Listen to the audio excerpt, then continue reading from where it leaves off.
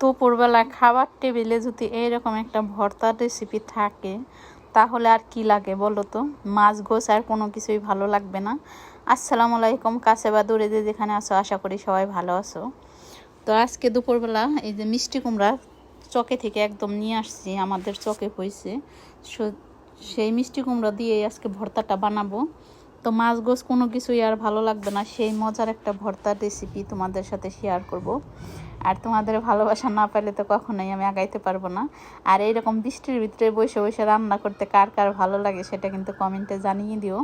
তো বৃষ্টির ভিতরে বসে বসে রান্না করতেছি। এই যে মিষ্টি কুমড়াটা একদম ছুলে ধুয়ে নিয়েছি, আর বেশ কিছুখানি পানি দিয়ে এখন একটু নুন দিয়ে সেদ্ধ করে নেব।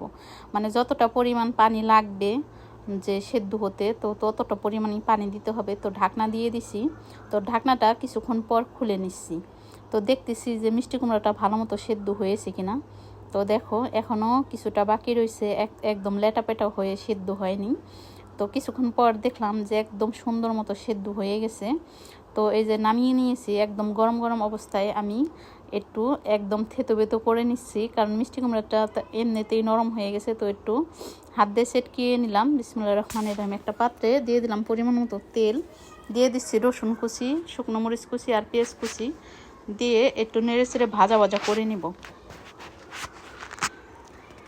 তো এইরকম করে ভর্তাটা বানালে যে অস্থির মজা হয় সেটা যদি তোমরা বাসায় বানাও তাহলেই বুঝতে পারবে, তাছাড়া কিন্তু বুঝতে পারবে না। তো একটু নেড়ে চেড়ে নেওয়ার পরে 1 চিমটি নুন দিয়ে দিলাম। যেহেতু কুমড়োর ভিতরে একবার নুন দিয়েছি তার জন্য অল্প পরিমাণ নুন দিলাম। তো নেড়ে চেড়ে একটু ভাজা ভাজা করার পরে দিয়ে দিচ্ছি 1 চামচ কালো জিরা। তো কালো জিরাটা দেওয়ার কারণে কিন্তু দ্বিগুণ পরিমাণ, মানে একের ভিতরে 2 রকমের স্বাদ পাবে। কালো জিরা ভর্তার একটা ফ্লেভার আসবে, আর মিষ্টি কুমড়া ভর্তার, দুইটা একাকার হয়ে দারুণ একটা ভর্তার রেসিপি হবে। আর মাশাল্লাহ গ্রানটা যে এত সুন্দর ছড়াইছে কি বলবো। তোমরা যদি বাসায় বানাও তাহলেই বুঝতে পারবে যে আসলে কতটা মজা হয়। তো নেড়ে চেড়ে আবার একটু নিচ্ছি। এখন এটাকে আমি নামিয়ে নিব। আরও কিছুটা বাকি ভর্তা বানানোর জন্য, মানে যেটা অরিজিনাল স্বাদ লাগবে সেটাই। তো কাঁচামরিচ পেস্টটা একটু ডলে নিয়েছি আর দিয়ে দিলাম বিলেতি সস পাতা। এখন আবার একটু নেড়ে চেড়ে ভালো করে একটু থেতু বেতু করে নিচ্ছি পেঁয়াজ কাঁচামরিচ সবগুলো উপকরণ। এখানে দিয়ে দিচ্ছি পরিমাণ মতো সর্ষের তেল দিয়ে এখন সবগুলো উপকরণ ভালো মতো মিশিয়ে নেব। তো প্রচুর পরিমাণ গরম, এর জন্য খুন্তিটা দিয়েই আমি ভালো মতো মিশিয়ে নিচ্ছি, দেখতেই পারতেছো। আর এইরকম পাকা কুমড়োর ভর্তা কিন্তু অস্থির মজা হয়। তো একবার হলো বাসায় ট্রাই করে দেখো যে কতটা মজা।